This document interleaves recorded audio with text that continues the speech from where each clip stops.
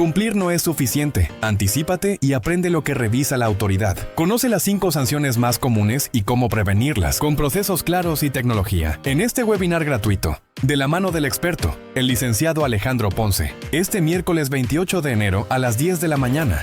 Regístrate ahora, que el riesgo no espera.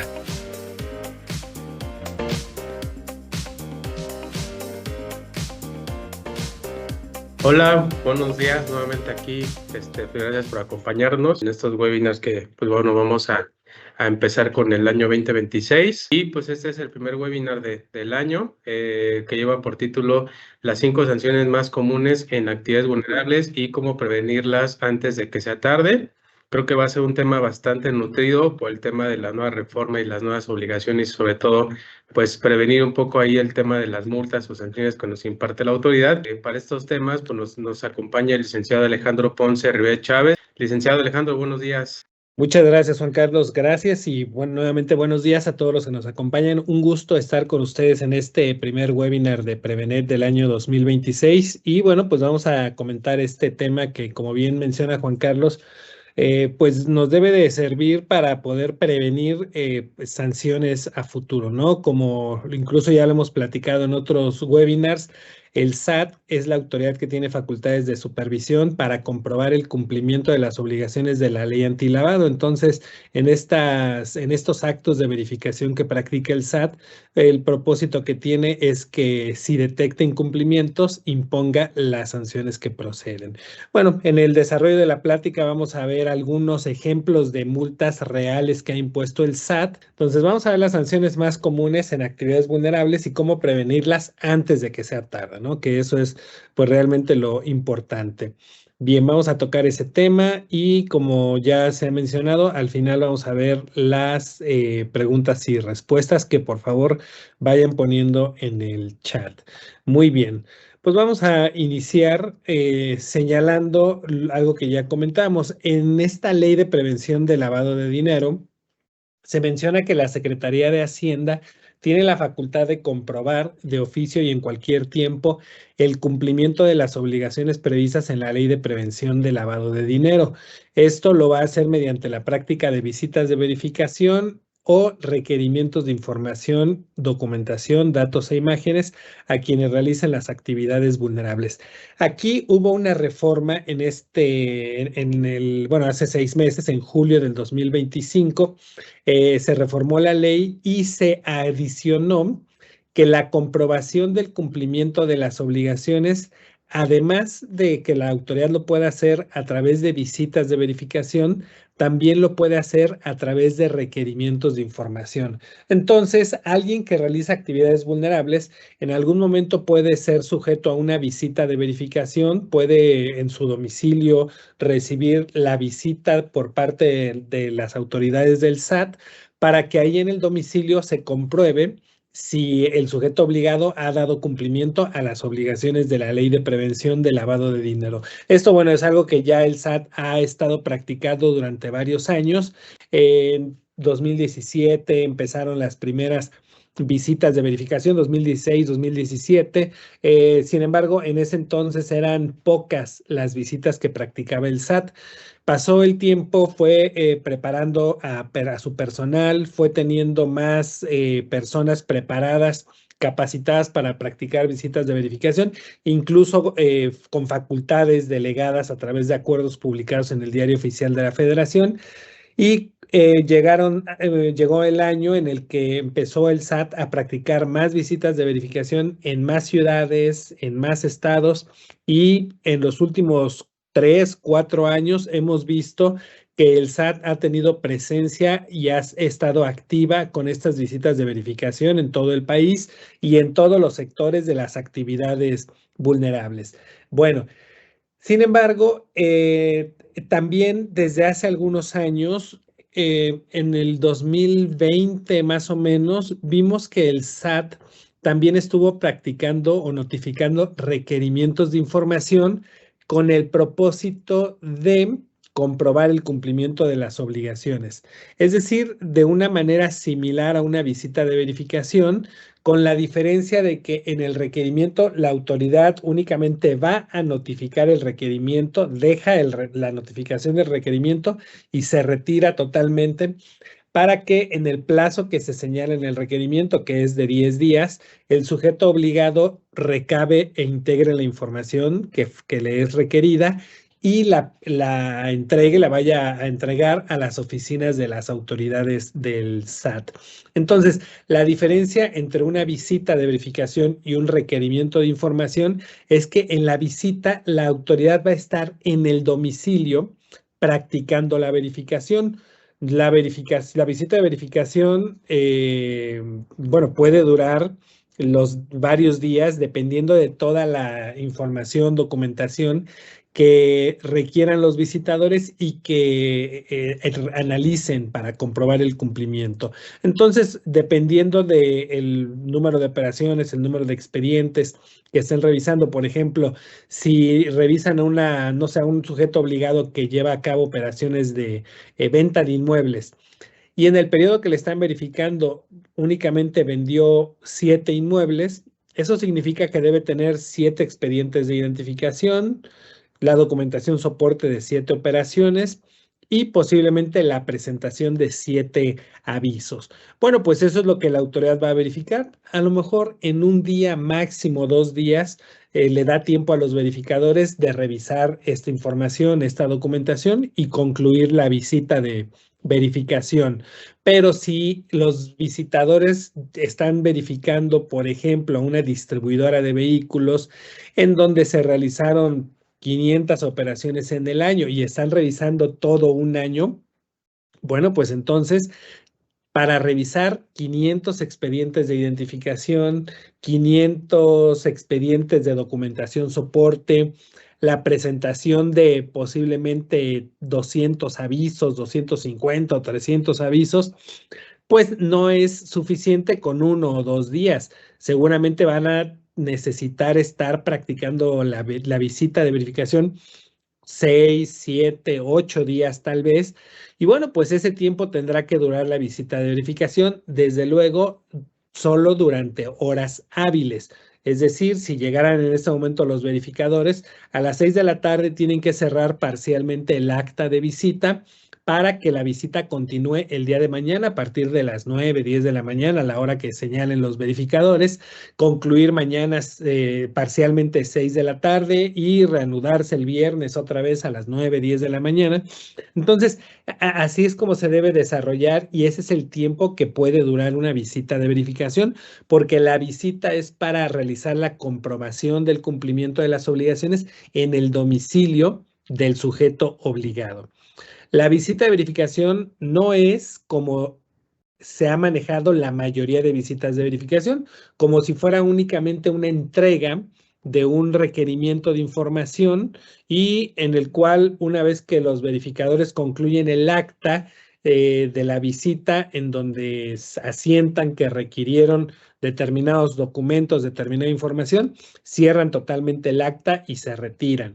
No, eso así no debe ser una visita de verificación. Se ha manejado así por desconocimiento de los sujetos obligados que no saben cómo se debe llevar a cabo una visita de verificación y por ese desconocimiento permiten que los verificadores hagan lo que quieran en una visita de verificación. Y los verificadores, posiblemente por desconocimiento de la materia, posiblemente por no querer hacer el trabajo de la verificación en el domicilio del sujeto obligado, prefieren inducirlo al error, al sujeto obligado, y decirle que no tiene que entregar nada en ese momento, que le van a dar 5 días para que proporcione la información y documentación que le están requiriendo y que debiera estar entregando durante la visita de verificación. Pero bueno, entonces los verificadores inducen a este error, le dicen a la persona verificada, visitada, que no se preocupe, que no tiene que entregar documentación, que le va a dar 5 días,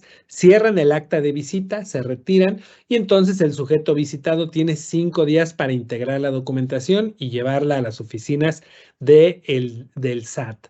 Bueno, esa no es la forma en la que debe proceder una visita, porque Si fuera la notificación de un requerimiento, esa es otra facultad que tiene la autoridad. Decíamos que no es lo mismo una visita de verificación que un requerimiento de información. Un requerimiento de información es cuando se notifica un documento que ya va elaborado, en donde dice que le requieren al sujeto obligado toda la información y toda la documentación que se señala. Ya va elaborado y lo único que van a hacer los notificadores es notificar, entregar ese documento, y ahí se señala que le dan 10 días al sujeto obligado para que proporcione la información o documentación en las oficinas de las autoridades. Veamos para empezar cómo cuando en una visita de verificación los visitadores engañan al visitado y le dicen que tiene 5 días para entregar la documentación, le están reduciendo muchísimo el plazo en comparación con un requerimiento, porque en el requerimiento va a tener 10 días. En la visita de verificación, cuando cierran el acta y no le permiten entregar nada, le dan solamente 5 días. Entonces, cuando alguien recibe una visita de verificación, lo primero que debe hacer es llamar a un especialista en la materia para que lo asesore en la atención de las visitas de verificación. Esto es bien importante porque más adelante vamos a ver la forma en la que concluyen las visitas de verificación que se manejan sin la asesoría adecuada, multas de millones de pesos. Entonces, bueno, eso es cuando al recibir una visita buscamos la ayuda de los especialistas, es la forma en la que podemos evitar que la visita concluya de esa forma que puede ser desastrosa para un sujeto obligado. Muy bien, entonces, esto de los requerimientos que ya desde hace algunos años lo ha estado utilizando la autoridad, en menor medida que las visitas de verificación, pero ya lo han estado haciendo. Lo cierto es que no tenía un fundamento en ley. No tenía un fundamento en ley porque este artículo 34 de la Ley de Prevención del Lavado de Dinero solamente hablaba de que el cumplimiento de las obligaciones se puede comprobar a través de práctica de visitas de verificación.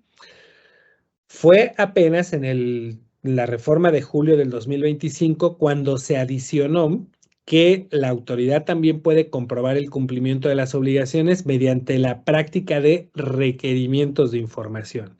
Entonces, bueno, aunque la autoridad ya lo ha venido haciendo, es algo que ahora sí ya va a tener o ya tiene fundamento legal.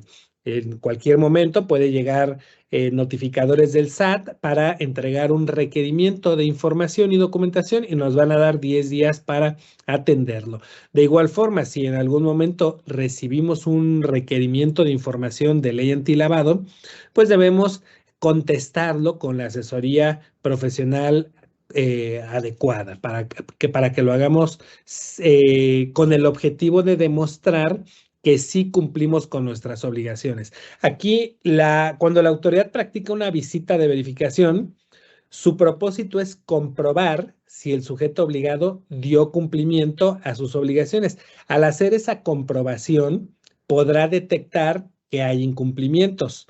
Y cuando detecta que hay incumplimientos, pues lo que va a resultar es que va a imponer sanciones por esos incumplimientos detectados. Entonces, una visita de verificación es para comprobar si cumplimos. Si no cumplimos, nos van a multar. Como sujeto obligado, como persona que realiza actividades vulnerables, ¿qué debo de hacer o cómo debo manejar una visita de verificación o un requerimiento de información y documentación? Bueno, pues mi propósito al atender una visita o un requerimiento debe ser demostrarle a la autoridad que sí cumplí con mis obligaciones para que no me multe. Entonces, en una visita, en un requerimiento, en estos procedimientos, estamos con propósitos opuestos. La autoridad me quiere multar, yo no quiero que me multe. Cada uno va a trabajar con el objetivo que tiene. Entonces, si cada quien hace lo que le corresponde, y bueno, yo como sujeto obligado, si cumplí, demuestro el cumplimiento, bueno, a la autoridad no le va a quedar de otra más que, pues, no imponerme sanciones, ¿no? Pero si yo no le demuestro a la autoridad que cumplí, yo no le demuestro que tengo toda la información, toda la documentación, pues la autoridad me va a multar. Bueno. La ley también nos dice, el reglamento de la ley aquí es el que nos señala que es el SAT, el Servicio de Administración Tributaria, el que va a llevar a cabo las visitas de verificación a que se refiere la ley y en su caso es quien va a requerir la información, documentación, datos o imágenes para comprobar el cumplimiento de las obligaciones derivadas de la ley. Entonces, las visitas las lleva a cabo el SAT. El SAT y bueno, pues mediante acuerdo publicado en el Diario Oficial de la Federación, mediante autoridades facultadas mediante el reglamento interior del SAT, tenemos que estas visitas y estos requerimientos los pueden llevar a cabo desde la Administración General de Auditoría Fiscal, las administraciones desconcentradas de auditoría fiscal, la Administración Central de Fiscalización Estratégica, la Administración Central de Asuntos Jurídicos de Actividades Vulnerables. Bien, entonces cualquiera de estas autoridades nos puede practicar una visita de verificación, nos puede notificar un requerimiento de información y nosotros pues vamos a tener que atenderlo. Bien. Continuando con las facultades que tiene la autoridad en materia de verificación, tenemos que la visita de verificación, bueno, como ya lo comentamos, se debe desarrollar en el domicilio que señaló el sujeto obligado al realizar su alta en el portal de prevención de lavado de dinero. Esto, ya de por sí esto se llevaba a cabo de esta forma, pero toma mayor relevancia con la reforma de julio de 2025, porque, bueno, ¿qué pasa cuando una persona se da de alta en el portal de prevención de lavado de dinero? Señalamos datos de contacto, señalamos la actividad vulnerable que realizamos y señalamos el domicilio en el que llevamos a cabo la actividad vulnerable. Bueno, pues ha habido personas que ponen un domicilio que no es en el domicilio en el que se encuentran, en el que tienen la documentación soporte de las operaciones, ponen otro domicilio, a veces ponen el domicilio correcto, pero en algún momento cambian de domicilio y no actualizan el domicilio que pusieron en el portal de PLD. ¿Qué consecuencia trae esto? Que cuando la autoridad nos quiere practicar una visita de verificación o notificar un requerimiento, la autoridad va a ir al domicilio que le señalamos cuando hicimos el alta en el portal. Si no nos encuentran en ese domicilio, vamos a hablar antes de la reforma. Si no nos encontraba en el domicilio que señalábamos, bueno, los verificadores, los notificadores se retiraban, regresaban a sus oficinas, buscaban en la base de datos del SAT, en la base de datos del RFC, cuál era el domicilio fiscal de ese contribuyente en el momento actual. Y entonces iban a ese domicilio para intentar nuevamente practicar la visita de verificación o notificar el requerimiento. Bueno, pues ha habido varios casos así, regresan llegan al domicilio fiscal, ahora sí encuentran al sujeto obligado y ahí llevan a cabo la visita de verificación o la notificación del requerimiento. Bueno, antes de la reforma así se desarrollaba y no pasaba nada. Finalmente, en algún momento se iba a llevar a cabo la visita de verificación, pero con la reforma de julio del 2025 se adicionó que la obligación de señalar el domicilio en el que realizan las actividades vulnerables y de conservar la información y documentación en ese domicilio.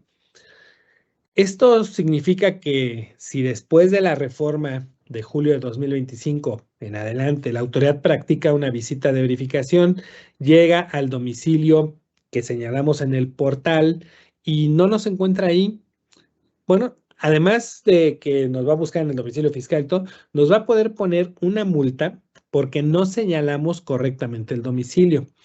Y luego, si llega al domicilio que señalamos y no tenemos ahí la documentación, pues nos va a poder poner otra multa porque no estamos conservando la información y documentación en el domicilio que señalamos. Entonces, aquí es muy importante que tengamos presente que el domicilio que señalemos en el alta en el portal es el domicilio en el que estamos y en el que tenemos la documentación y la información soporte de las operaciones y en el que vamos a estar preparados para poder recibir y atender una visita de verificación.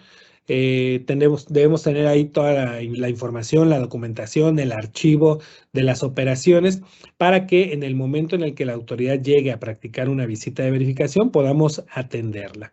Muy bien. Ya dijimos que la visita de verificación va a durar el tiempo que sea necesario. Y esto, bueno, eh, ya dijimos que los verificadores inducen al error a los visitados y les dicen, no te preocupes, no me tienes que entregar nada, te voy a dar 5 días. Como sujeto obligado que recibe una visita de verificación, no debemos permitir eso.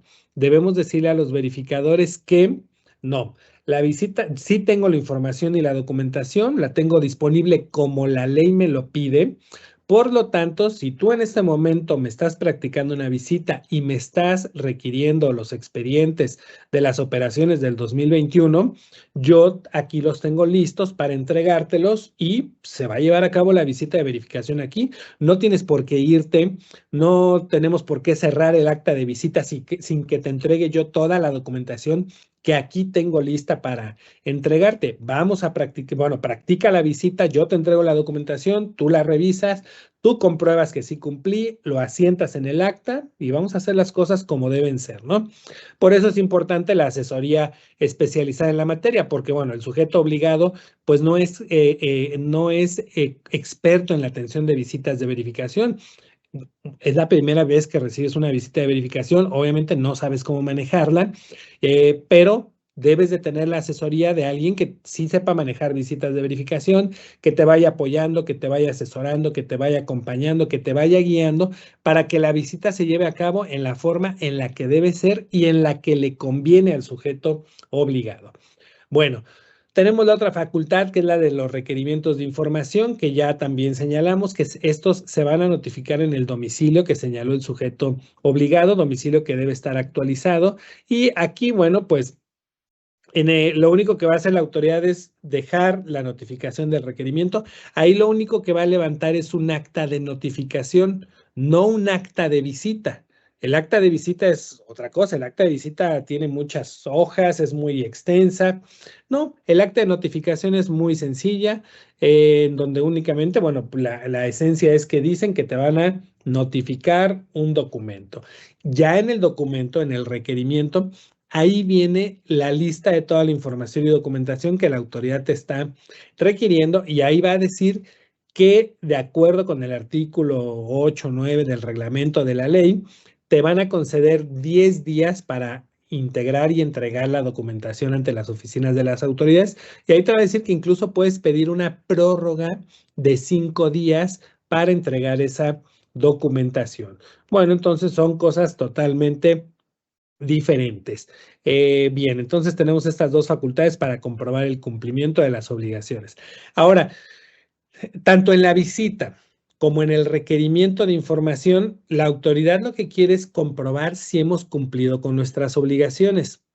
Y cuando hacen los requerimientos de información dentro o fuera de la visita, cuando en la visita te dice, a ver, necesitamos que nos proporciones los expedientes de identificación de las operaciones que llevaste a cabo en el 2021.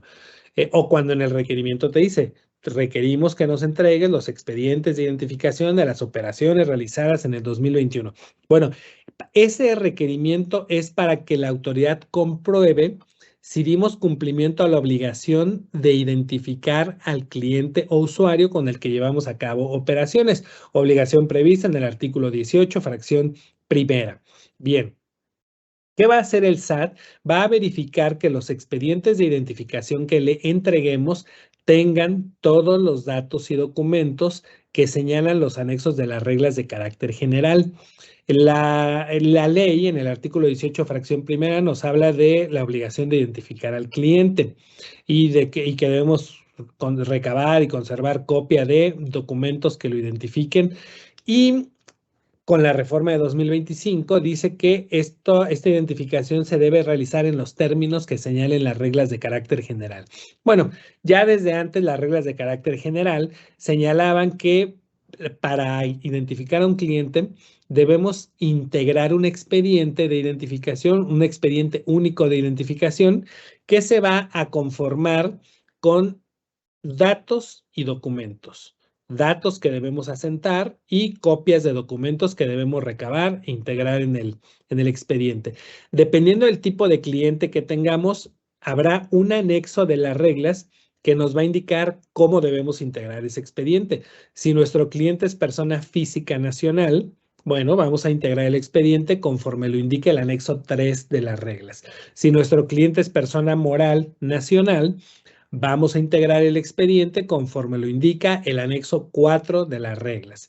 Y así, si nuestro cliente es persona moral de derecho público mexicano, si nuestro cliente es persona física extranjera, persona moral extranjera, embajada u organismo internacional con sede en México, si nuestro cliente es una entidad financiera, un fideicomiso, una entidad de gobierno, bueno, vamos a utilizar el anexo específico que señalan las reglas, que nos indica cómo vamos a integrar el expediente de identificación de ese tipo de cliente. Bueno, ¿qué va a hacer el SAT en la verificación? Comprobar si los expedientes están integrados conforme lo señalan los anexos de las reglas. Entonces, cuando nosotros tengamos operaciones con clientes, personas físicas, el SAT va a verificar que el expediente tenga la identificación oficial vigente, el comprobante de domicilio con los requisitos que señalan las reglas, la constancia de situación fiscal, la cédula de la CURP y la declaración de conocimiento del dueño beneficiario, ahora beneficiario controlador. Muy bien, entonces eso es lo que va a verificar el SAT. Si nosotros tuvimos operaciones con clientes, personas morales, va a verificar que tengamos en el expediente el acta constitutiva o algún instrumento en el que se señalen los datos de la constitución de la persona moral, la constancia de situación fiscal de la persona moral, su comprobante de domicilio, la identificación del representante o apoderado legal, el instrumento público en el que constan las facultades del representante o apoderado legal, la CURP y RFC del representante legal y si son operaciones antes del 2025, de julio del 2025, la constancia de conocimiento de dueño beneficiario. Si son operaciones posteriores a julio del 2025, la declaratoria de información del beneficiario controlador y los documentos que permitan identificar al beneficiario controlador. Bueno, eso es lo que el SAT va a verificar, que los expedientes estén integrados con toda esta información y documentación. Y ahí es donde fallan muchos sujetos obligados. Muchos sujetos obligados no integran los expedientes en la forma en la que señalan los anexos de las reglas de carácter general. Les falta algún documento, a veces les falta la cédula de la CURP, a veces el comprobante de domicilio, o los documentos no reúnen los requisitos que señalan las reglas, ¿no? Por ejemplo, el comprobante de domicilio no tiene una antigüedad máxima de 3 meses a la fecha de la operación. A veces es más antiguo, a veces es de fecha posterior a la realización de la operación. Entonces, bueno, eso la autoridad lo observa como un incumplimiento y cualquier falla en alguno de estos documentos o incluso en los datos que se deben asentar. Por ejemplo, los datos que se deben asentar de una persona física son el nombres completos, apellido paterno, apellido materno, fecha de nacimiento, país de nacionalidad, actividad o ocupación, clave del RFC, clave de la CURP, domicilio completo, teléfono, correo electrónico y los datos de la identificación. ¿Qué identificación es? ¿Qué autoridad la emite? Y el número de la identificación. Si un expediente no tiene estos datos asentados en un formato, el SAT, los verificadores van a decir que no se cumplió con la obligación de identificar al cliente. Hemos visto casos en donde falta la CURP del cliente, no la asentaron, no la anotaron. En el expediente sí está la copia de la cédula de la CURP, pero en el formato no está la CURP, el dato. Eso es suficiente en algunos casos para que las autoridades digan no se cumplió con la obligación de identificar al cliente.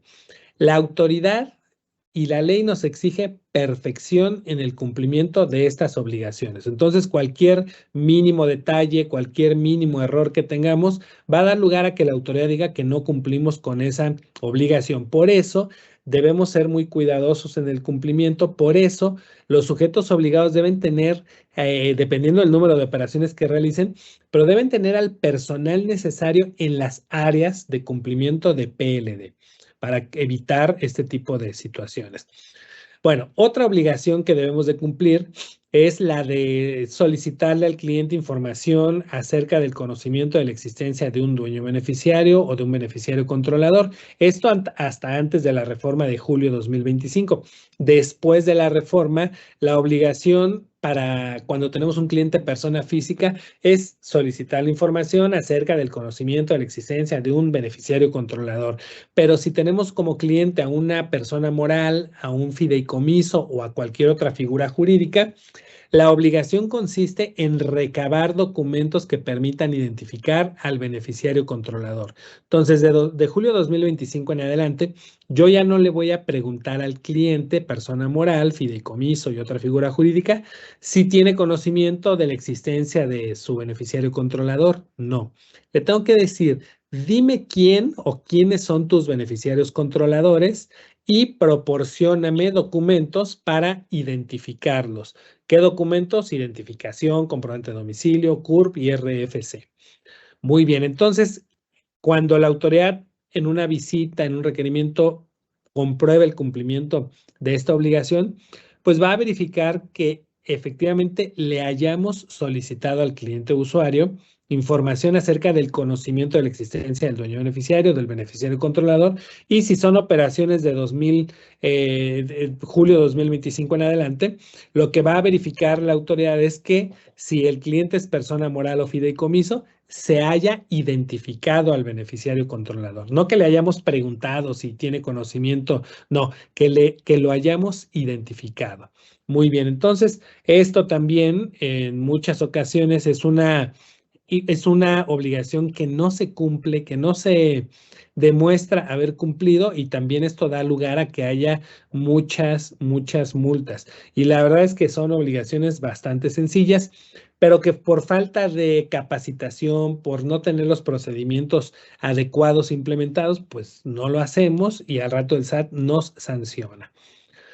La autoridad también en las visitas, en los requerimientos, nos va a solicitar la documentación soporte de las operaciones. El SAT va a verificar que contemos con la documentación soporte tal como puede ser los contratos, las facturas, los comprobantes de pago, etcétera, dependiendo desde luego del tipo de operación. Por ejemplo, si hablamos de operaciones de arrendamiento, pues nos va a pedir los contratos. Si hablamos de operaciones de venta de inmuebles, nos va a pedir los contratos o las escrituras.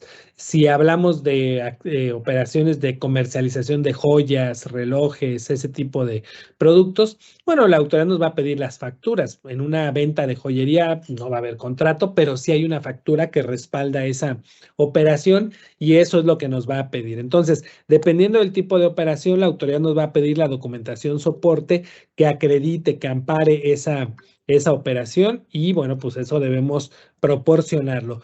Por eso el archivo que debemos tener integrado para demostrar el cumplimiento de la ley antilavado no debe ser un archivo en el que solamente vamos a tener avisos y acuses y ya, y el expediente de identificación. No, también debemos de tener toda esta documentación soporte de las operaciones. Muy bien. Desde luego, si las operaciones que nos están revisando son de julio 2025 en adelante, el SAT además va a verificar que tengamos en el expediente la correspondencia comercial que nos hayamos compartido entre el sujeto obligado y el cliente. Porque esa es una nueva obligación que se adicionó, conservar la correspondencia comercial. Entonces, mucho cuidado con eso. Si no, ahora en esas operaciones en las que no se conserve la correspondencia comercial, pues nos van a poder poner una multa porque nos van a decir, pues aquí te faltó el correo electrónico a través del cual el cliente te mandó el comprobante de pago. Bueno, hay que poner atención en eso. Otra obligación que debemos cumplir, esta aplica solamente para aquellos sujetos obligados que realizan una actividad vulnerable en la que hay límites del efectivo, las que están en el artículo 32 de la ley.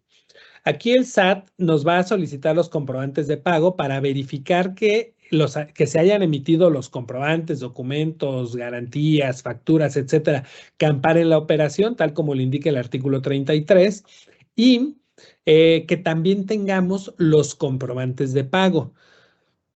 ¿Qué son los comprobantes de pago? El comprobante de la transferencia, el voucher del pago con tarjeta, la ficha de depósito del cheque o del efectivo. Eso es lo que debemos conservar. Por un lado, la factura y por otro lado, el comprobante de pago. Esto, no todos los sujetos obligados lo cumplen a cabalidad. Muchas veces no tenemos los comprobantes de las transferencias, no tenemos las fichas de depósito de los cheques y lo que hacemos es imprimir la hoja o sacar una copia a la hoja del estado de cuenta bancario, en donde se observa que ahí entró esa transferencia o ese depósito. Y con eso le acreditamos a la autoridad que el cliente me pagó con transferencia. Hasta el día de hoy, las autoridades le han dado validez a ese documento, a la hoja del estado de cuenta. Pero si las autoridades se pusieran un poquito más estrictas, eso no tendría validez. Lo que dice el artículo 33 que debemos de tener es el comprobante de pago. Y esto es bien delicado porque esta multa es un poco más elevada que las de no tener el expediente o no tener la constancia de dueño beneficiario. Las del expediente, constancia de dueño beneficiario, la conservación de la documentación, son multas de 200 UMAS, que ahorita son un poco más de 22,000 pesos. El no tener los comprobantes de pago se sanciona con una multa de 2,000 UMAS, que son más de 220 y tantos mil pesos. Entonces, por cada operación en la que no se tengan los comprobantes de pago, se impondría una multa de más de 220,000 pesos. Bueno, vamos a ver otro incumplimiento que la autoridad puede detectar. En los requerimientos que nos hace la autoridad dentro o fuera de una visita, nos pide los avisos que presentamos de las operaciones que realizamos en el periodo sujeto a verificación. Aquí hay dos cosas que va a revisar la autoridad. Primero, que hayamos presentado el aviso. Segundo, que lo hayamos presentado en tiempo y forma. Entonces, lo primero que la autoridad va a verificar es que cada operación que realizamos arriba del monto que señala la ley tenga su aviso presentado.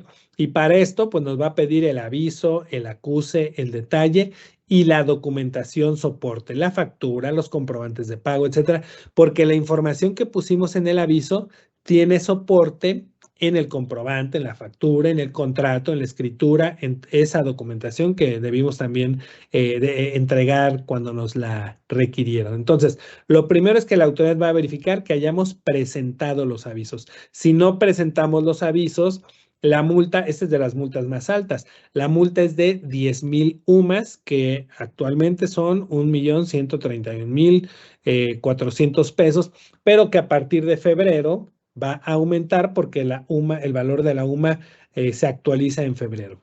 Bueno, entonces hay que comprobar, cuando la autoridad nos requiera los avisos, hay que entregarle toda la documentación soporte para demostrarle que sí cumplimos con la presentación de los avisos. Nos ha tocado ver casos en donde, no sé, se extravió la documentación, por algún motivo no se cuenta, no se conserva con la documentación, nunca se descargaron los acuses, no sé, varias cosas que dan lugar a que no se entregue esta documentación completa.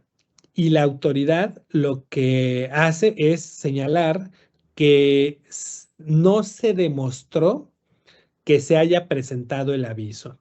Y como no se demostró que se haya presentado el aviso, lo que procede es una sanción por omisión de la presentación del aviso. Sanción de 10,000 UMAS, más de 1,000,000 de pesos. A lo mejor el aviso sí estaba presentado, pero por no acreditárselo a la autoridad dice, bueno, a mí no me demostraste que el aviso estuviera presentado, multa por omisión. Es real, eso ha pasado. Bueno, decíamos que una vez que la autoridad verifica si presentamos los avisos, pues lo que va a comprobar es que los hayamos presentado en tiempo y forma. Y bueno, pues esto lo va a hacer con esa documentación que ya le entregamos, pero y además va a verificar que tengan la información correcta, completa. Aquí lo que va a pasar es que si el aviso no se presentó en tiempo, dependiendo de la extemporaneidad, va a hacer la sanción, va a hacer la multa. Si la ley dice que si la extemporaneidad es de 30 días, es decir, el aviso lo debí presentar a más tardar, vamos a pensar que el 17 de diciembre, era una operación de noviembre, debí presentar el aviso el 17 de diciembre, pero no lo presenté a más tardar el 17 de diciembre, lo presenté de forma extemporánea, pero dentro de los 30 días. Vamos a pensar que lo presenté el 10 de enero. Bueno, en ese caso aplica una multa de 200 UMAS. Pero la ley señala que si la extemporaneidad excede de esos 30 días, vamos a pensar que el aviso lo presentó el 28 de enero. Ya pasaron más de 30 días de la fecha en la que debí haberlo presentado y entonces la multa va a ser de 2,000 UMAS, 220 y tantos mil pesos. Entonces la multa crece muchísimo dependiendo de si lo presento de forma extemporánea por 30 días o por más de 30 días. Entonces, bueno, aquí lo que debemos hacer es siempre presentar en tiempo los avisos, tener muy clara cuál es la fecha de la operación para saber en qué momento debo presentar el aviso, presentarlo en tiempo, no presentarlo de forma extemporánea, ni siquiera un día tarde, porque un día tarde ya da lugar a que haya una multa de 200 UMAS. Y cuando hay actividades vulnerables que tienen límites del efectivo, que son las que están en el artículo 32, como pueden ser inmuebles, vehículos, joyas, relojes, metales preciosos, piedras preciosas, obras de arte, arrendamiento, servicios de blindaje. Bueno, esas actividades vulnerables tienen que cumplir los límites del efectivo, que solo para inmuebles el límite es de 8,025 UMAS, para todas las demás son 3,210 UMAS. Bueno, cuando no respetamos estos límites del efectivo, el SAT va a verificar que hayamos respetado los límites del efectivo, como con los comprobantes de pago que le entregamos. Ahí va a verificar, bueno, sí, te pagaron con transferencia, te pagaron con cheque, te pagaron con tarjeta, todo está bien. Pero cuando no encuentre un comprobante de pago con cheque, tarjeta, transferencia, y vea que en el estado de cuenta entró efectivo o que tienes un complemento de pago que dice que te pagaron con efectivo o una factura que dice que el método de pago es efectivo, bueno, y esa cantidad supera el límite establecido por la ley, bueno, pues va a proceder a imponer una multa y aquí la multa también es de 10,000 UMAS, que es más de 1,131,000 pesos.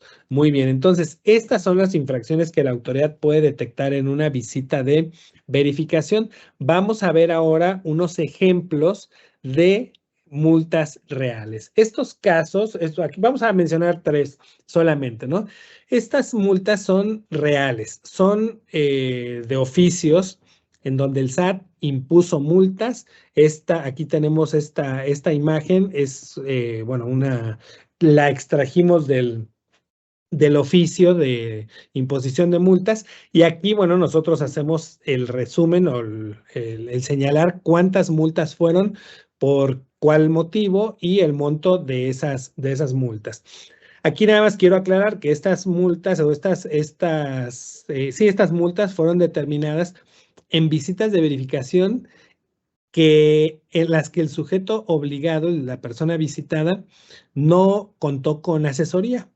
La persona a la que visitaron consideró que pues era algo que ellos podían manejar sin ayuda, sin asesoría, porque desde luego los visitadores llegaron muy amables, muy atentos, le dijeron que no se preocupara, que tenía 5 días, que podía entregar las cosas con calma, y bueno, pues no se asesoran estas personas, no saben cómo puede concluir esto y por no tener la asesoría adecuada, bueno, pues este caso terminó con multas de 37,045,632 pesos. ¿Por qué llegamos a ese monto de multas? Bueno, aquí hubo 16 multas por no haber identificado al cliente usuario, por no haberlo identificado de forma correcta. Probablemente el expediente sí se entregó, se tenía, pero estaba incompleto, le faltaba algún dato, le faltaba algún documento y bueno, pues la autoridad dijo con 16 clientes no tienes el expediente integrado de forma correcta, por lo tanto vamos a señalar que no identificaste al cliente usuario. Multas que suman 278,000 pesos. Hubo 16 expedientes en los que no se integró la constancia de dueño beneficiario. Bueno, pues se señala el incumplimiento a la obligación del artículo 18, fracción 3 y da multas de 278,000 pesos. Aquí lo fuerte fueron las multas por omisión de avisos. En esta visita, la autoridad detectó que este sujeto obligado debía haber presentado 42 avisos que no presentó. Y entonces, pues le impone 42 multas que suman 36 millones de pesos. Total, 37 millones de pesos. Entonces, aquí vemos cómo el grueso en esta visita de verificación de infracciones que sancionó la autoridad fue la presentación de avisos. Eso es lo que se lleva el volumen más alto de las multas. ¿Qué aprendemos aquí? Bueno, que debemos ser muy cuidadosos en la presentación de los avisos. Debemos de llevar nuestro documento de registro y control de actividades vulnerables muy ordenado, con la información capturada en tiempo real, para detectar en qué momento hay operaciones que superan el monto para la presentación de avisos y en qué momento hay operaciones que se acumulan y superan el monto para la presentación de avisos, para que a más tardar el día 17 del mes inmediato, aquel en que se llevaron a cabo estas operaciones, presentemos los avisos que correspondan, porque si no lo hacemos, bueno, pues podemos estar sujetos a este tipo de multas. Vamos a ver otro caso de una empresa que tuvo una visita de verificación, no la atendió con asesoría adecuada, la manejó por su cuenta y bueno, pues resultó en multas de 24,589,278 pesos.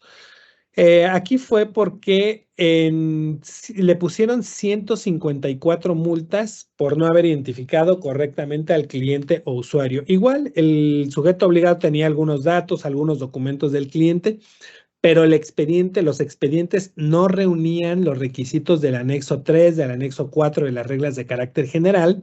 Y bueno, pues la autoridad dijo, bueno, tienes 154 expedientes que están incompletos, te voy a poner 154 multas y estas suman 3,195,000 pesos.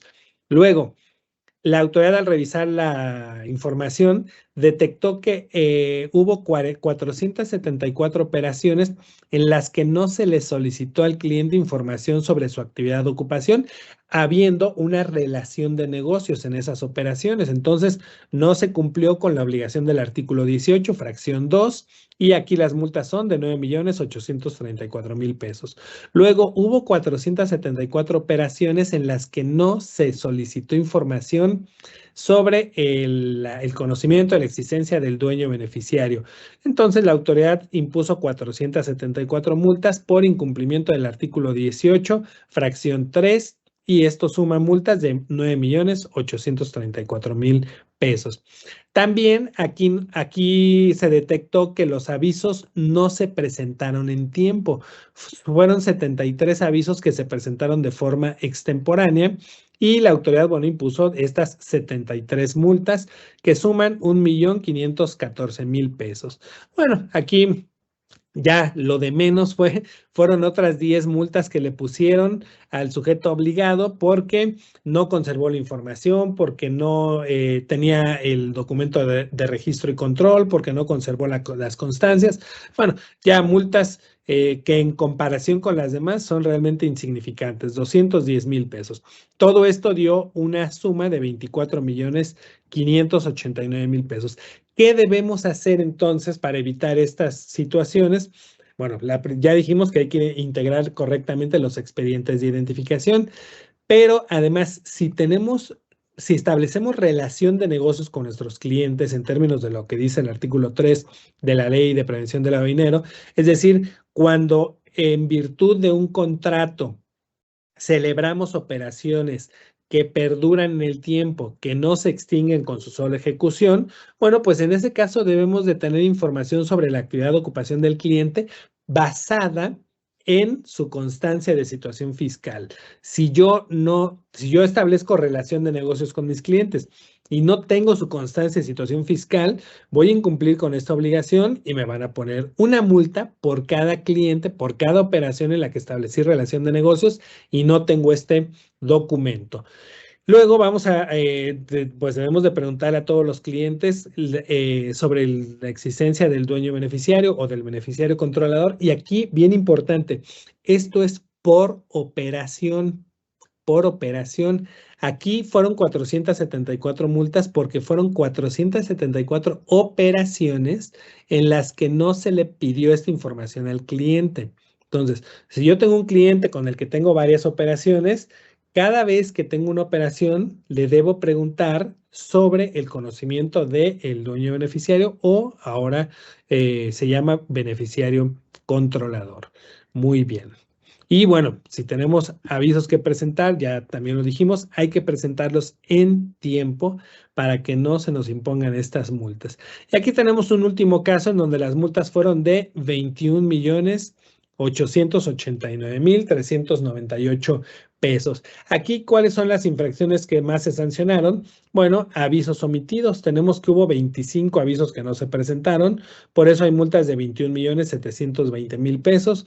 Pues aquí los expedientes y las constancias de dueño beneficiario no fueron tan representativas en este monto en estas multas, porque solamente hubo 3 expedientes que no estaban integrados de forma correcta y completa, multas de 52,000, 3 constancias de dueño beneficiario que no estaban integradas en los expedientes, multas de 52,000 pesos. Aquí lo fuerte fue la omisión de avisos. Y bueno, por eso tenemos este monto de multas. Bien, bueno, pues aquí ya vimos unos ejemplos de las multas que impone la autoridad, de cuáles son las que se repiten o las que puede haber con mayor frecuencia, que esto depende mucho del número de operaciones y el número de clientes que tenemos. Si tengo muchas operaciones, puedo tener muchas multas de expedientes, de constancias de dueño beneficiario, de comprobantes de pago. Si tengo muchas operaciones que sean objeto de aviso, bueno, puedo tener multas por avisos extemporáneos o por avisos omitidos. Bueno, ¿qué debemos hacer para prevenir que en algún momento se nos puedan imponer estas multas? Ya hemos dado varios tips, pero así como en resumen, pues lo primero es que conozcamos las obligaciones que tenemos. Artículo 18 de la Ley de Prevención del Lavado de Dinero. Antes de la reforma solamente tenía 6 fracciones, pero encontramos otras obligaciones en el reglamento, en las reglas de carácter general, como por ejemplo, la integración de los expedientes está en las reglas, ¿no? Y bueno, hay cosas que tenemos en reglas, en el reglamento, pero tengamos en cuenta que el 16 de julio del 2025 se reformó la ley y ahora el artículo 18 de la ley tiene 12 fracciones. Entonces, ahí están todas las obligaciones que debemos de cumplir. Hay que conocerlas para que sepamos lo que debemos hacer. Por ejemplo, una nueva obligación que está en el artículo 18 es la de presentar avisos en 24 horas cuando haya hechos o indicios de que los recursos pudieran ser de procedencia ilícita. Yo no sé por qué la gente le tiene miedo a los avisos de 24 horas, pero si no presentas un aviso de 24 horas por miedo y lo presentas como un aviso normal, ahora vas a tener el riesgo de que te pongan multa por omitir la presentación de un aviso de 24 horas. ¿De cuánto es la multa? 10,000 UMAS, más de 1,100,000 o 200,000 pesos. Entonces, si no presentas avisos de 24 horas cuando proceda a presentar uno de ellos, la multa va a ser de más de 1,000,000 de pesos. Así que hay que conocer las obligaciones, hay que capacitar al personal. La capacitación no solo es una de las nuevas obligaciones que están en el artículo 18, es algo que debe ser necesario, debe ser parte del cumplimiento de ley antilavado. Si yo no tengo personal capacitado, ¿cómo espero que cumplan las obligaciones a las que estamos sujetos? Si no tenemos capacitación, si no cumplimos, va a haber multas como las que hemos visto. Ahora, también contar con los procedimientos necesarios. Muchas veces escuchamos la queja de que no, hombre, pero es que esta ley nos pide tantas cosas, nos pide que hagamos no sé qué, no sé cuánto. ¿Cómo le voy a pedir al cliente? ¿Cómo le voy a decir? Bueno, pues la ley lo exige, ¿no? La ley lo exige, pues si quieres cumplir con la ley y que no te pongan multas, tienes que establecer ese procedimiento necesario. Si ahora la ley dice que debemos conservar la correspondencia comercial que compartimos con los clientes, pues ni modo, ahora tenemos que guardar los correos que nos compartimos con los clientes que estén relacionados con el cumplimiento de las obligaciones de esta ley. Si yo digo, no, ¿cómo voy a guardar los correos y no los guardo? Cuando venga una visita y me revisen el expediente y vean que no tengo la correspondencia comercial, pues me van a multar, ¿no? Entonces, si quiero que no me multen, debo establecer los procedimientos necesarios. Ahora, hay que cumplir con las obligaciones de forma puntual y de forma correcta. Los expedientes se deben integrar antes de la realización de las operaciones, no después, no cuando me llega la visita. Los avisos se deben presentar en la fecha en la que señala la ley, no con extemporaneidad, no cuando me llega la visita. Y muy importante llevar un buen archivo de la documentación. Se lee o se oye fácil, pero es de lo más complicado porque, bueno, pues aquí sí, igual requiere que hagamos un poquito más de trabajo. Cada vez que realizamos una operación, sacar copia de los documentos, copiar los archivos electrónicos, integrar una carpeta independiente que tenga el archivo de ley antilavado de cada cliente, de cada operación, para que el día que me requieran esa información, esa documentación, yo la tenga disponible de inmediato. Si yo digo, no, ¿para qué me voy a llenar de papeles? ¿Para qué voy a estar copiando archivos, haciendo carpetas? No, ya, si un día me lo piden, pues veo que me entreguen las facturas, pido que me entreguen los estados de cuenta, que me entreguen esto. Yo solamente voy a conservar los avisos y sus acuses. Bueno, pues cuando llegue la visita no voy a tener disponible toda la información y eso podrá dar lugar a que la autoridad me sancione. Entonces, es también muy importante. Y finalmente, ahorita que todavía no te llega una visita de verificación, que todavía no recibes un requerimiento de información o documentación, sería muy conveniente que te hagan una auditoría para detectar incumplimientos y corregirlos. Ahorita que todavía no entra en vigor la obligación de la auditoría. ¿Por qué? Porque ahorita te pueden hacer una revisión, una auditoría, detectar incumplimientos que tengas y ver la forma de corregirlos. Los puedes corregir espontáneamente y así cuando llegue una visita, ya todo está en orden, todo está bien y no te van a multar. Si no lo hacemos y decimos, no, ¿para qué una auditoría? Ya cuando sea obligación de la ley, que me hagan la auditoría. Bueno, pues cuando sea la obligación de la ley, a lo mejor te llega antes una visita y como no te regularizaste de forma espontánea, te van a multar, ¿no? Pero además, cuando sea una obligación de la ley, ese informe de auditoría en donde van a estar señalados los incumplimientos se le va a entregar a la autoridad y entonces pues ya no los vas a poder corregir espontáneamente. Entonces, antes de que te llegue una visita y antes de que entre en vigor la obligación de la auditoría, hay que revisar cómo estamos para ver qué debemos corregir y si hacemos una regularización espontánea, vamos a poderle pedir a la autoridad que no nos sancione. Muy bien, bueno, pues hasta aquí llega la exposición del tema. Antes de pasar a las preguntas, vamos a ir con Juan Carlos porque nos va a hablar un poquito de Prevenet, porque Prevenet es un sistema que nos puede servir muy bien, bueno, aparte de que la ley ya también va a establecer la obligación de contar con mecanismos automatizados, pero Prevenet lleva ya varios años en el mercado porque es una herramienta que ha sido muy útil para, entre otras cosas, llevar el archivo electrónico de la información y documentación, que eso la ley lo ha señalado desde el 2013, ¿no? Llevar el archivo de forma electrónica. Claro, además de otros beneficios que nos da Prevenet, de los que precisamente Juan Carlos nos va a hablar unos momentos. Sí, gracias Alejandro. Pues como siempre muy nutrido el tema. Y pues bueno, como bien comenta, pues Prevenet es una herramienta que justamente les va a apoyar en la parte de los avisos. Como usted bien comenta, pues evitar las sanciones, las multas. Nosotros ya tenemos el expediente digital, como bien comenta. Prevenir les va a ayudar a gestionar toda la parte de los avisos, las alertas, los límites de efectivo, el resguardo de la información de los clientes y documentación por el tiempo que solicita la autoridad. Y como también menciona, pues también ya es parte de la nueva reforma que pues deben de contar con un sistema automatizado, y pues nosotros estamos a la vanguardia en todo lo que tiene que ver con lo que solicita la autoridad y pues las actualizaciones correspondientes que nos solicitan en el tema de un sistema automatizado. Entonces, en caso de requerir mayor información respecto a nuestro sistema, alguna demo que necesiten por parte de nosotros, más adelante vamos a mostrar pues los datos de contacto tanto del licenciado Alejandro Ponce como de nosotros para que se puedan acercar y pues despejar las dudas adicionales que se tengan sobre este tema. Entonces, pues bueno, Prevenir les va a ayudar a gestionar toda la parte de ley y evitar pues ese tipo de sanciones que pueda omitir la autoridad. Bueno, dice Anónimo, dice, nos encontramos atentos a la publicación de las reglas correspondientes. Sin embargo, ¿considera que podría existir la posibilidad de una multa por no contar con mecanismos automatizados para un sujeto obligado?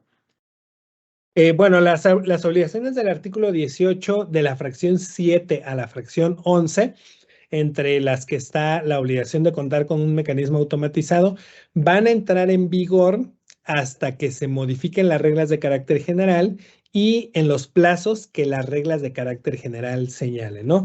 Una vez que se modifiquen las reglas, que tendrá que ser a más tardar el 16 de julio de 2026, ahí se va a señalar si las obligaciones, por ejemplo, la del mecanismo automatizado, va a entrar en vigor al día siguiente de la publicación de las reglas o va a entrar en vigor 3 meses después o 6 meses después. Eso lo tendremos que ver ahora que se modifiquen las reglas, ¿no? Obviamente, una vez que entra en vigor esta obligación, ya si no cuentas con ese mecanismo automatizado, ya podrás tener una sanción. Al día de hoy, si hoy no cuentas con un mecanismo automatizado, no hay sanción porque esa obligación como tal no entra en vigor todavía. Perfecto, licenciado. Pregunta Paula, ¿qué pasa si trabajamos home office la mayoría del tiempo, pero en el domicilio fiscal pueden recibir avisos y dar fe de que sí se opera desde ahí? Ahí, por ejemplo, debes tener, bueno, el sujeto obligado que no tiene al personal en su domicilio, sino que están haciendo home office, deben de tener un protocolo para la recepción y atención de visitas, ¿no? En donde, bueno, pues aunque estén en home office o lo que sea, se pueda atender una visita de verificación. Eso es algo que, bueno, por ejemplo, nosotros diseñamos esos protocolos para la recepción y atención de visitas, porque si no estamos preparados para recibir y atender una visita, pues la autoridad no va a poder imponernos multas, nos va a imponer sanciones, va a decir que no entregamos la información, la documentación, no acreditamos que tuvimos los expedientes, que presentamos los avisos, y eso puede terminar en multas muy altas, ¿no? Entonces hay que tener el procedimiento aún en esos casos. Perfecto, licenciado. Pregunta Santiago, bueno, hace 3 preguntas en una sola. La primera dice sobre la identificación. Si no tenemos la copia fiel, el cotejo físico, ¿la autoridad lo califica directo como una observación? La copia fiel de bueno, lo que dice la normativa es que para integrar un expediente de identificación, yo debo tener a la vista los documentos del cliente, su identificación, su comprobante de domicilio, todos los documentos. Y yo debo sacarle una copia o digitalizarlo, escanearlo. Y eso es lo que yo voy a conservar en el expediente, la copia o el escaneo del documento. Entonces, la ley también me dice, ¿no?, que debo de conservar copias legibles, copias completas, si no incluso hasta se cataloga eso como delito en el artículo 62. Entonces, yo no le debo de pedir al cliente que me mande una copia de su identificación, no, yo debo pedirle su identificación y yo sacarle una copia y yo escanearla, ¿no? Entonces, de esa forma voy a cuidar que el documento sea copia fiel del original, que esté legible, que esté completo, que cumpla con los requisitos de la normativa y de esa forma no me van a poner sanciones. Perfecto, licenciado. La segunda pregunta nos dice, vigencia del documento para la constancia de situación fiscal y la CURP, ¿es motivo de multa o bien observaciones si el documento tiene más de 3 meses de emitido? Pues las reglas no señalan que estos documentos deban tener una antigüedad máxima, entonces no tendría por qué haber una sanción.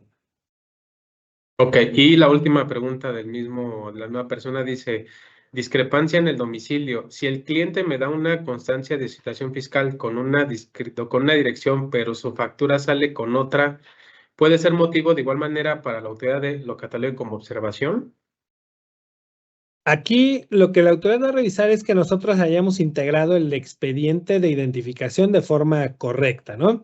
Y para eso los anexos nos dicen que debemos preguntarle al cliente cuál es su domicilio y que nos dé un comprobante que acredite ese domicilio. Si es distinto del domicilio fiscal, pues eso no habría ningún problema.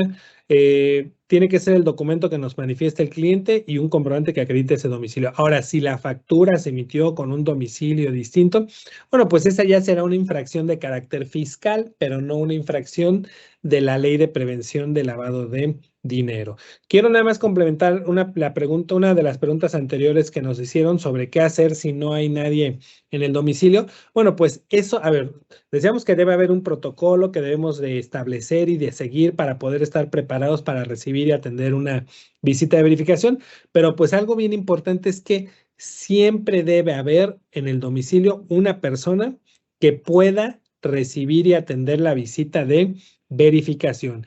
El decir, no, pero es que hacemos home office, pues no es pretexto, ¿no? Porque la autoridad va a decir, bueno, pues yo vine a hacer la verificación, si nadie me puede atender, si nadie me puede proporcionar la información y documentación, pues voy a señalar esas observaciones y al rato va a haber multas, ¿no? Entonces, por eso debemos de tener este procedimiento para que siempre haya una persona preparada para poder recibir y atender la visita y que no haya sanciones.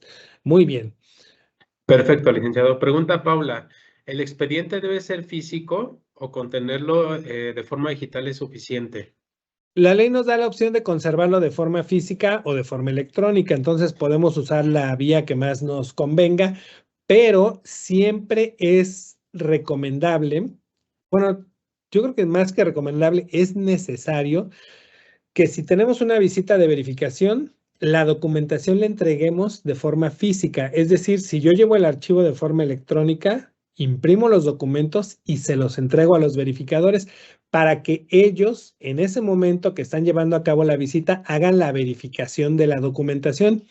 ¿Qué pasa si yo les entrego mis documentos en electrónico? Les entrego una memoria USB con todos los documentos. Pues no van a hacer la revisión, se van a llevar la memoria o la van a copiar y se van a ir a sus oficinas y allá van a hacer la revisión, incumpliendo con lo que dice la ley, pero además que eso puede ser en mi perjuicio, ¿no? Porque yo no voy a ver qué están revisando ellos. Yo no voy a ver si ellos están teniendo una observación de que falta un documento o algo. A lo mejor sí lo tengo, pero por no hacer la verificación en el domicilio no me voy a enterar, sino hasta que ya con posterioridad me notifiquen un oficio con esas observaciones. Entonces, aunque lleve yo el archivo electrónico, debo a la hora de una verificación imprimir la documentación y entregársela a los verificadores.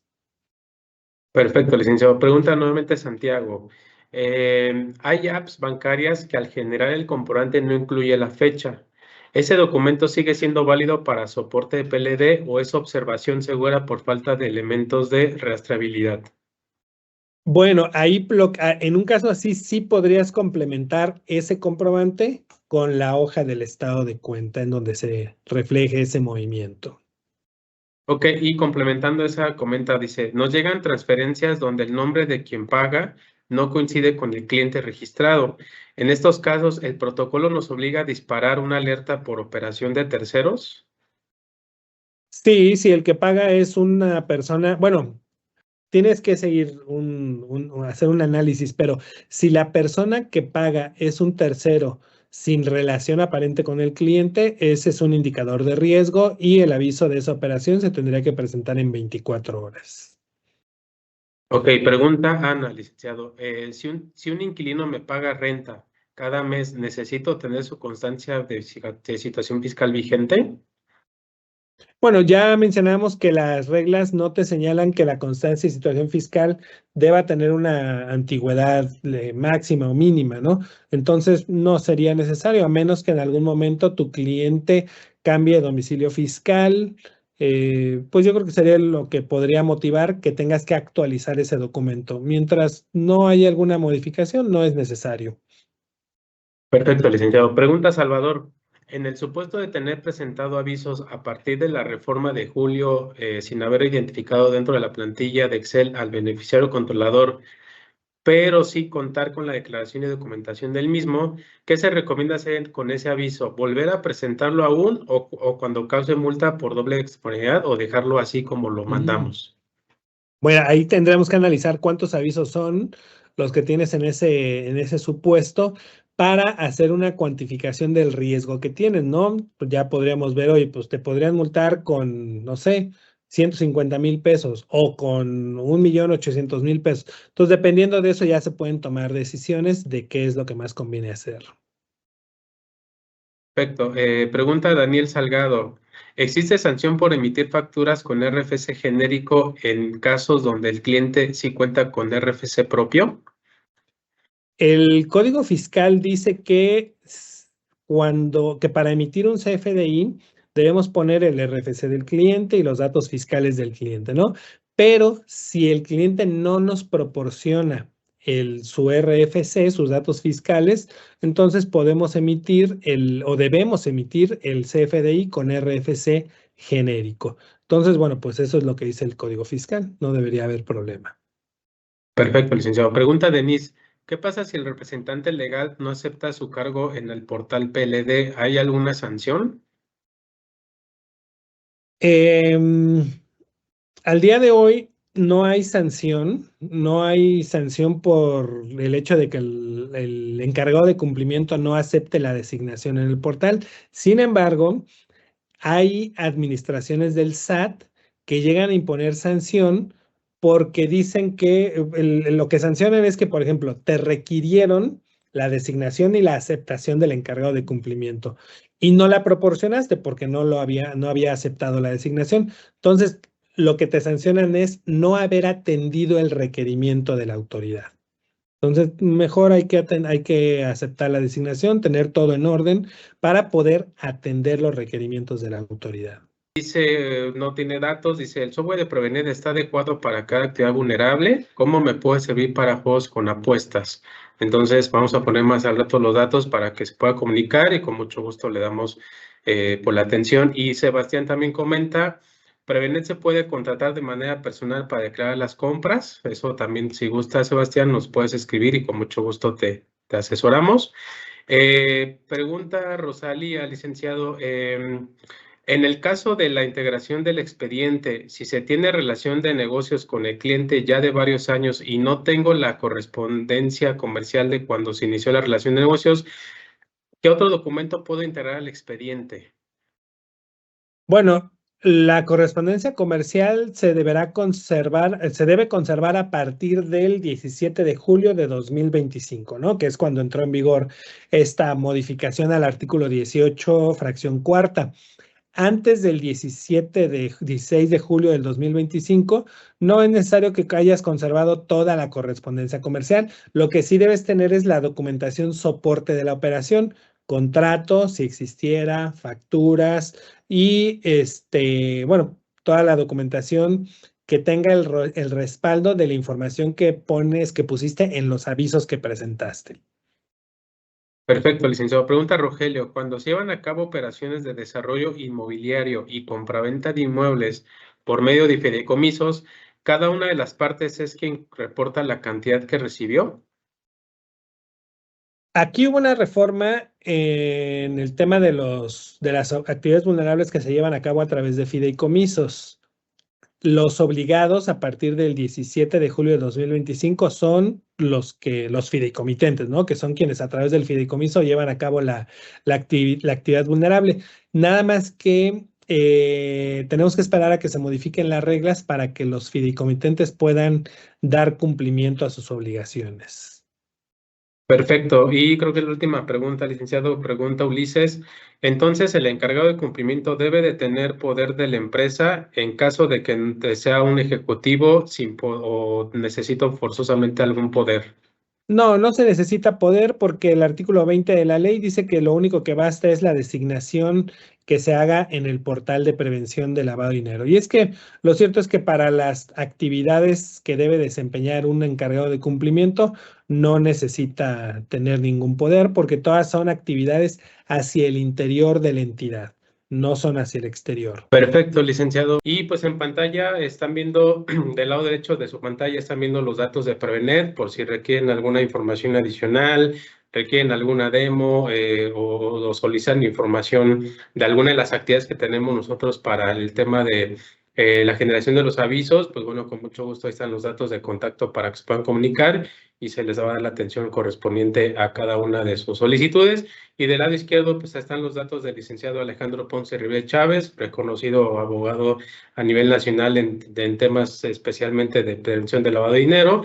Están sus datos de contacto a la izquierda por si tienen dudas más puntuales, requieren alguna asesoría, algún manual de cumplimiento, todo este tema de documentos que solicita la autoridad, pues él les puede orientar en cada uno de los casos que se le presenten. Entonces, pues están los datos de contacto en pantalla para que se puedan comunicar tanto a Prevenet como al despacho del licenciado Alejandro Ponce para que se les pueda dar la atención correspondiente. Pues le agradezco nuevamente su participación, licenciado. No sé si tenga algún comentario final antes de concluir la sesión.